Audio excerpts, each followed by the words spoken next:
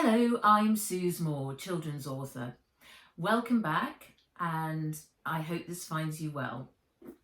Please excuse any and all mistakes during this video and various animals who keep popping in to say hello. So today I'm going to continue reading Crimson Poison, the first in my Nat Walker series. Yesterday we left Nat at her kung fu studio with her best friend Wen and cousin Henry, who had a bloodied scrape down his arm. We start chapter 5 with more intrigue about the mysterious package that's waiting in the customs shed. Chapter 5. Let me just find the page. Chapter 5. X-ray. The customs officer set the package down on the polished steel bench and switched on the overhead light. He should have taken it next door to where the smaller packages were dealt with, but his curiosity had got the better of him. He put on his half-moon glasses and turned the jar-shaped parcel around under the light. Whatever was inside had been sewn into a well-worn brown leather pouch. It was like handling a relic from the past, the sort of thing you would find in a museum inside a glass case, labelled something like Tangut Messenger Pouch, circa 1290. His hands began to shake. This was a proper piece of history, just like he'd seen in the virtual museums where he spent his evenings and weekends. Whoever had sent it lived in Mongolia, judging by the postage marks. Scrawled in thick blank ink below was an address: J. Borjigin, P.O. Box 1288, Central Post Office, Hong Kong. Flipping it over, he ran his gloved hand across a seal of blue wax. Stamped into the wax was a howling wolf with its head thrown back. A trail of shapes streamed out of its mouth: a star, a half moon and a triangle. Holding it up to his nose, he took a long sniff. More than anything, the smell reminded him of the musty old goats his grandparents had kept on their farm. He picked up his fastpad and held it over the package. "Level 5 scan," he ordered. The screen lit up bright blue. "Scan complete," said the fastpad in its digital readout voice. "Negative, dangerous, live, or illegal elements found." With that answer, he knew he should now stamp the package, inspected by customs, and send it on its way. But instead of reaching for a clear customs bag off the shelf, he picked up a knife. He was about to slice through one of the thick gut threads holding the parcel together when Wokstar, the customs dog, started to bark. Blade poised, he looked over his shoulder at the far door, which opened, and a tall woman appeared, striding across the floor in heavy boots. "Get a move on," she shouted, her voice booming across the shed. "Next lot of packages is about to be delivered." He tried to hide the package behind his back, but she was too swift. "What's this doing here?" she said, grabbing it from the table. The robot sort of sent it," he replied. She frowned. "You should have sent it over to my team." He shrugged. I thought I'd inspect it to save time." "Save time," she snorted. She waved her hand at the mountain of uninspected parcels. "You've got 30 minutes to sort this lot out, otherwise I'll put you back on the night shift." She swung round and stomped out, the mysterious ancient package clasped in her hand. Chapter 6. Scowler. "It's not Mummy who's hurt, it's me," said Henry, tears pouring down his freckled cheeks. "If you'd brought me here and not Prissy, then this would never have happened." Nat put her arm around his shoulders. She bit her lip as a wave of guilt washed over her. "Prissy was cross because she had to drop me off and it was making her late to meet Candy, so she tipped me off the back of her slider onto the pavement. She drove off, and just as I was getting up, that chef came out of his restaurant and banged into me with his vegetable boxes. He didn't even say sorry, and ouch, it really hurts. Ken appeared and took hold of Henry's arm. He turned it one way, then the other, weighing up the damage. Superficial. You will live. Come with me. Nat, get the fashion queen out of the cupboard and start your warm-up. Nat went and grabbed Wen. They stepped onto the mats and began to stretch. Nat felt herself relax as she drew in deeper and deeper breaths. Hey, she whispered, let's do that mountain fight scene from Heavenly Fires. Wen's eyes lit up. Okay, I'm Wanda in her tangerine jumpsuit. It's so ding. Coo, said Nat, and went to fetch a couple of bow sticks off the rack at the side of the room. You ready to go? They took position. Nat tossed a bow stick to Wen. Let's go from the steep cliff bit. Nat raised her bow stick and charged at Wen. Her friend blocked her. Nat tried again. Finally, with both hands on the stick, she locked and pushed Wen onto the mat, poised to knock her over the edge of the cliff, just as Scowlo had done. She raised her stick. Let's stop right there, said Ken, emerging from his office with a bandaged Henry in tow. Nat froze. They set down the bow sticks and bowed to each other and turned to their kung fu master. I have a feeling you two have been to the movies. Your moves are gun fu. Ken folded his arms across his black cotton jacket. Nat shrank from his piercing gaze. He never argued with Ken. Yes, Sifu, we were channeling Heavenly Fires. Ah, yes, Scowler, Stone and Wanda. Now, as Bruce Lee once said, do not look for a successful personality and imitate it. Be yourself. He paused for a moment. You are both talented and have skill, but you must use it honestly to express yourself and not someone else. Yes, Sifu, they replied in unison, bowing their heads. Good, then let us work on what you are meant to be studying. Tiger style. Today we will focus on tiger tail kick. Spin to your right, go down on your left knee. Place your hands on the ground for support, then drive the bottom of your right foot backward at your opponent. Henry, you will sit, watch and learn. It was a long session. Nat was sure Ken added on an extra 20 minutes as punishment. After more than 100 tiger tail kicks, her legs felt like lead as she headed for the broom cupboard. The moment she stepped inside, Fizz's eyes flashed amber. Central Post Office package update, customs inspection clear, parcel ready for collection. Total charge $25, payable on. The message was cut off. Call from Jamuka, he announced from his perch on the shelf. Take it, said Nat. Fizz turned and spread his wings. There, on a 3-inch high-def, flex diamond-coated screen, was Jamuka, in his kung fu gi, sitting cross-legged on the deck of the Junko boat. His grey hair was pulled back into a braid. Gobi, his green and white songbird, was sitting chirping away in her bamboo cage that was hanging off the boom of the central mast. The edges of the burnt red sails that Ah Wong, the housekeeper, hadn't bothered to properly tuck in, flapped in the wind, and behind him towered Hong Kong's skyline. I see you are still at Ken's, he said. He made us do loads extra and now I'm really starving, said Nat.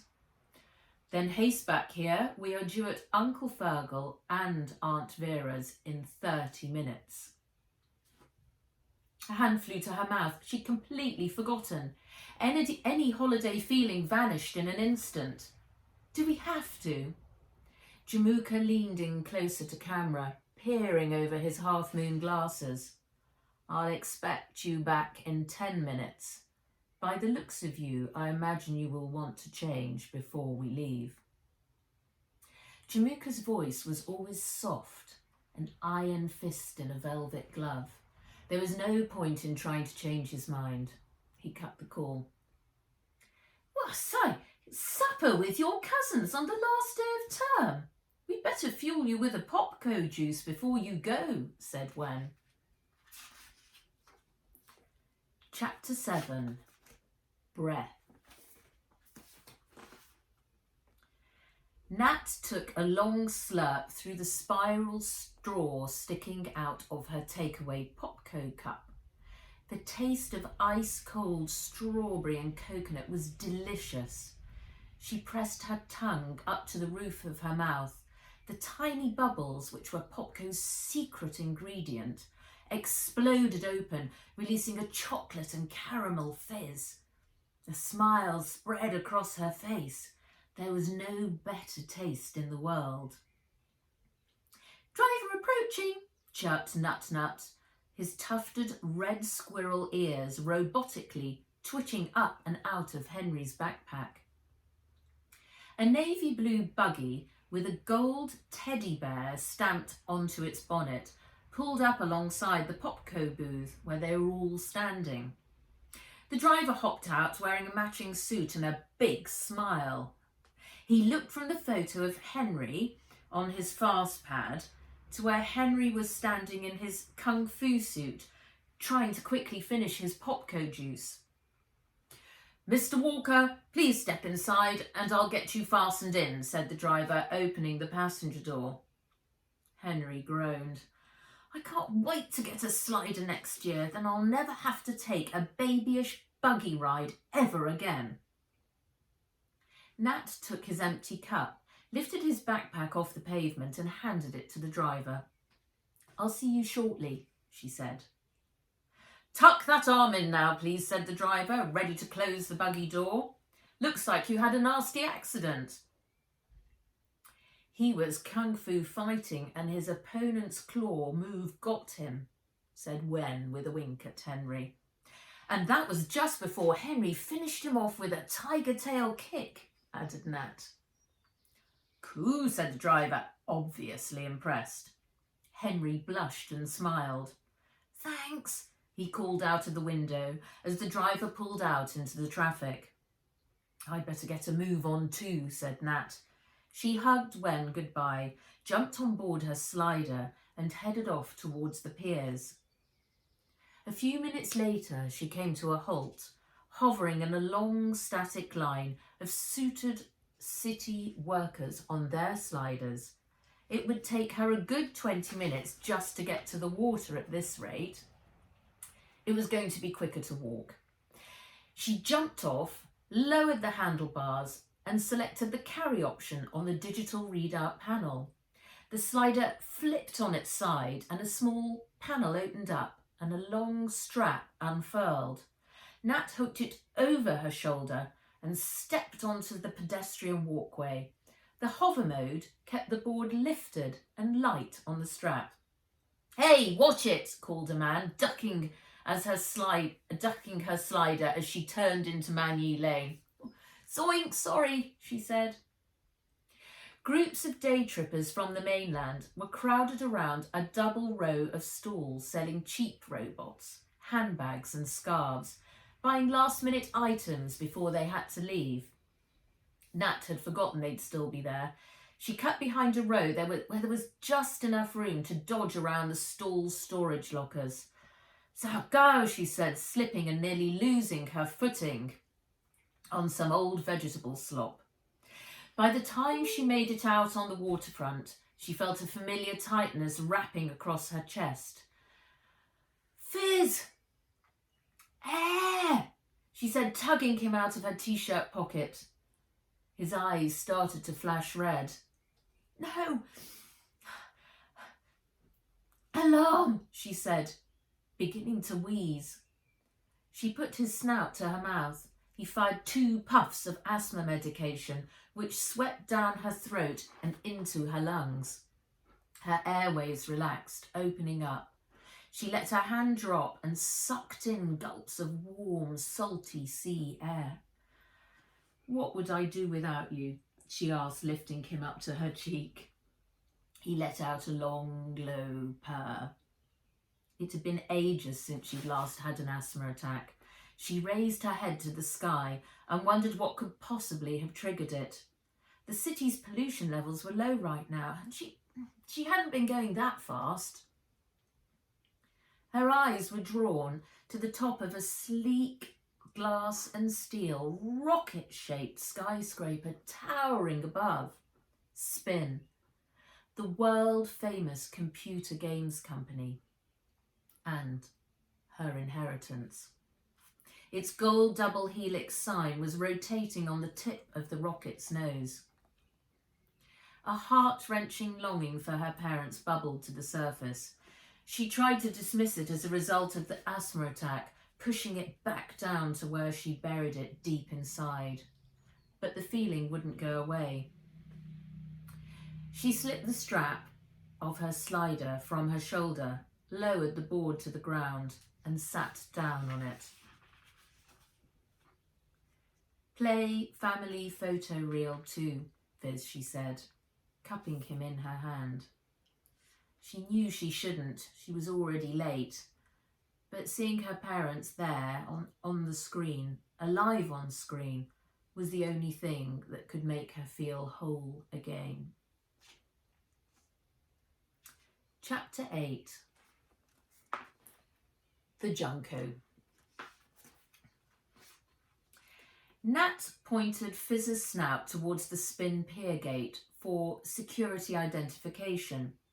The gate unlocked automatically and slid open. She loaded her slider into the rack behind the gate. Turning towards the water, she saw a couple of brand new high-spec rocket boats moored up in the VIP area. She guessed they had come in for a weekly game-off competition at Spin. She'd have been going herself if she didn't have to go out to supper. Supper!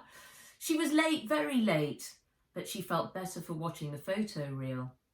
She ran past the rocket boats towards a massive ocean-going junk that sat at the end of the pier, floating on the harbour's choppy waters.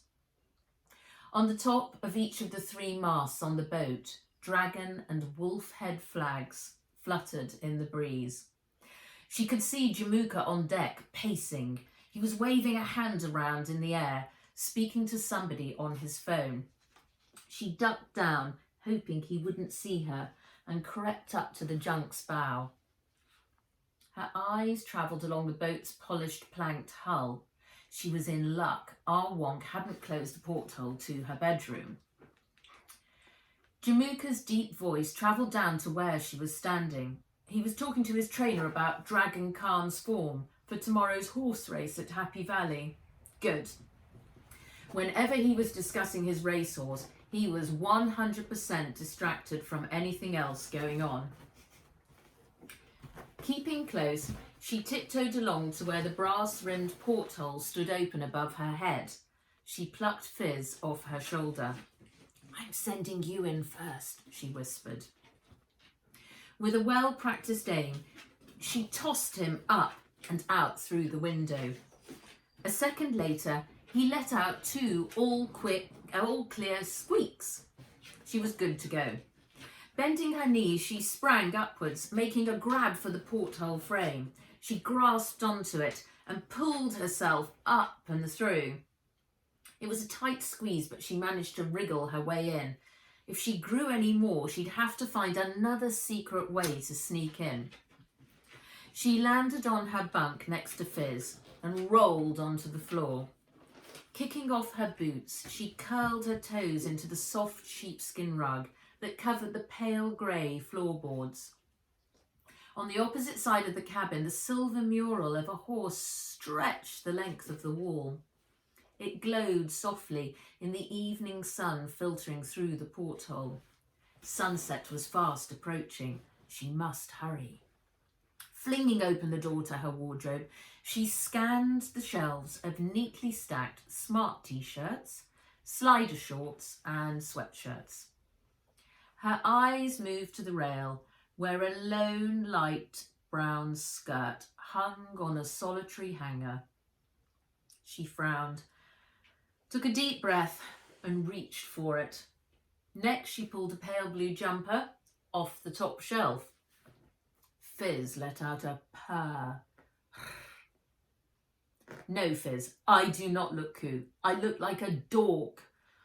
But I'm not going to let Aunt Vera have a moan about how I should stop dressing like a boy, she said, checking the finished outfit in the mirror.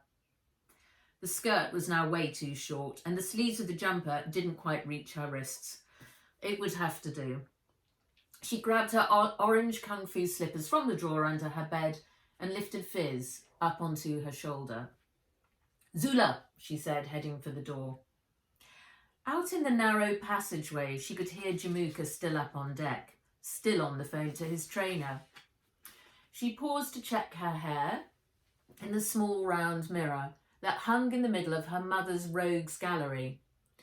The paintings of weird and wonderful creatures always shocked anyone who hadn't seen them before. To Nat, they were as familiar as old family portraits, each one a headshot design which her mother had painted in oil for Spin's first virtual world game. The badger bat was the most famous, with its furry blue and white striped face framed by huge silver bat ears.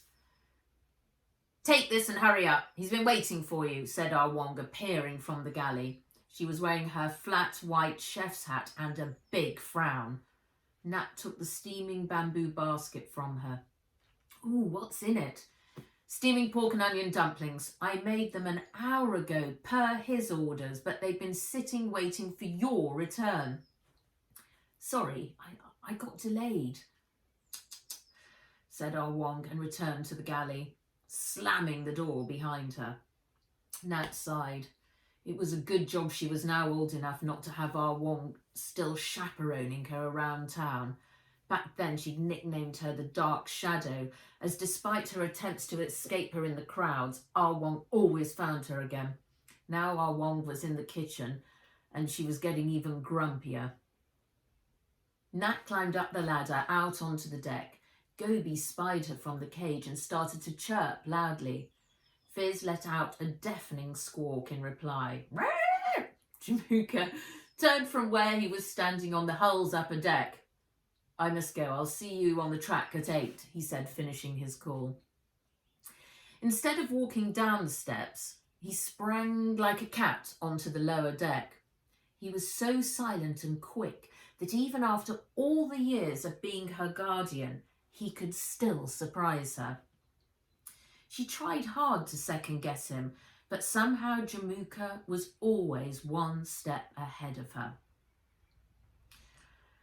You are going to have to reprogram how Fizz responds to Gobi. That screeching will drive us mad, Bao Bao. Will do. It's just that upgrade I did needs a bit of fine-tuning. Is Dragon Khan ready to race? She asked. Yes, the vet's given an all clear, so we'll move round to Causeway Bay this evening. Our Wong can sail round while we are at supper. Nat made a mental note to tell when.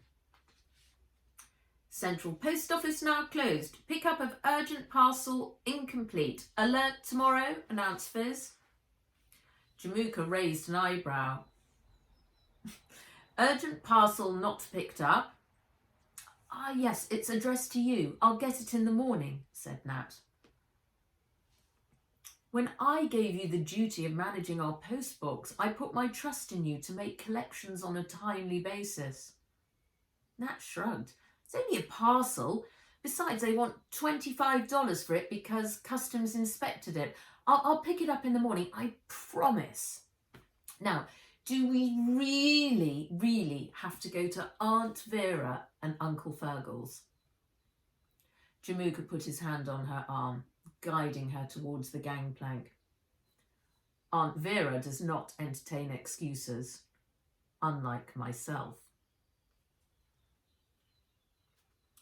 Chapter 9. Wetly Towers. Jamaica drove the sleek groove rider with its blacked-out windows silently through the streets of Central to the mid-levels.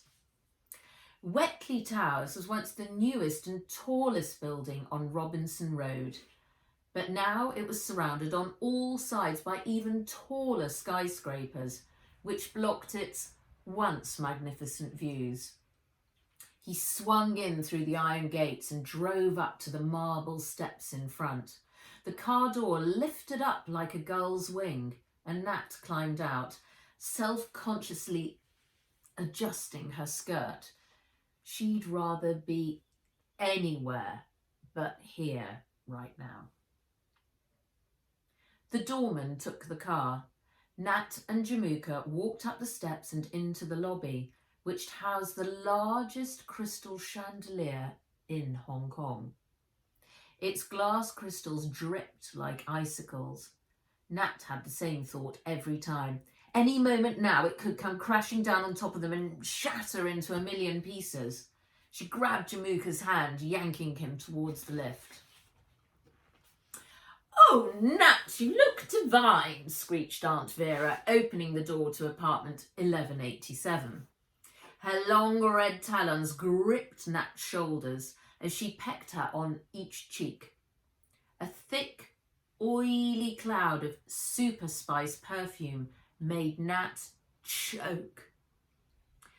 Over her aunt's platinum helmet of hair, Nat caught sight of Henry's older sister, Prissy, who had a mean scowl on her face.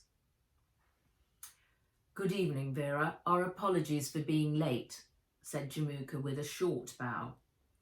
He presented her with a bamboo basket of dumplings. Aunt Vera gave him a curt nod, took the basket, and without a second glance dumped it on the hall table. She steered Nat by the arm through to the sitting room. "Tiki bar is open, Jamaica. I want to hear your racing tips," called out Uncle Fergal, her father's half-brother. He was standing in the corner of the room, behind a wooden bar that was loaded with bottles in every shape, size and colour. His meaty fingers were combing the last remaining strands of hair over his bald head. "A lychee fizz would be most welcome," said Jamaica, heading for a drink. Quick as a flash, Prissy opened her hand to reveal her glitter cat robot sitting in her palm. Its eyes started to blink as Prissy snapped photos of Nat. "A photo of Nat looking like a girl, what a good idea," said Aunt Vera. "I hate having my photo taken," Nat protested in vain. Aunt Vera held up her hand. "Nonsense! These are special moments in your growing up, Natalie, and must be recorded." "I can't wait for everyone to see you on my pickup," whispered Prissy. "You look so lame." Prissy was a fashion victim. Her pink mini dress had a letter S in gold across the front for the designer Shanksy. Nat referred to him as Fancy Schmancy, who had a shop that ran across an entire block downtown. Prissy's hair was fluffed up, pinned to one side with a plumage of canary yellow feathers. The pink mules on her feet each had a matching Diamante S on the heel.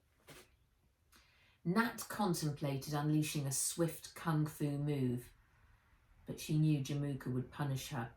Instead, she bit her tongue at the prospect of becoming a laughingstock amongst Prissy's friends.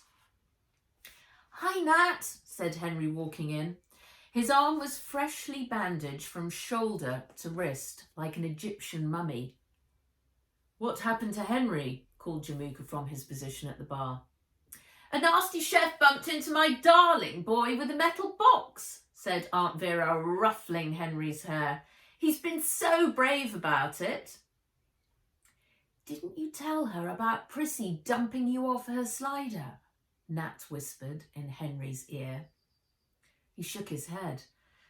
"Prissy, she'd never give me a lift on her slider ever again if I did."